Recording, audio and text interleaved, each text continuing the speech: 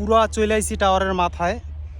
এইটার উপরে আর কোনো স্থান নাই। এইখানে আমরা একটা পতাকা লাগাইছিলাম, যেটা হচ্ছে বাংলাদেশি পতাকা।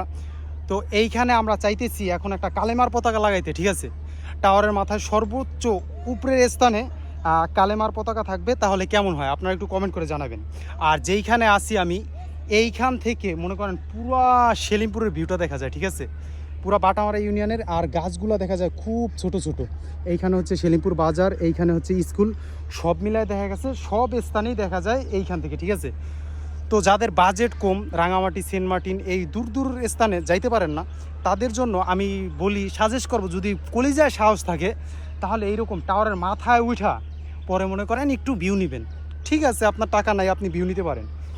তো এরকম আবার দুঃসাহস আপনারা করেন না, ঠিক আছে? এরকম একটা দুঃসাহস করা, যার বুকে বল আছে সেই করতে পারবো। এরকম সাহস করে অনেকেই অ্যাক্সিডেন্টের কবলে পড়ছে।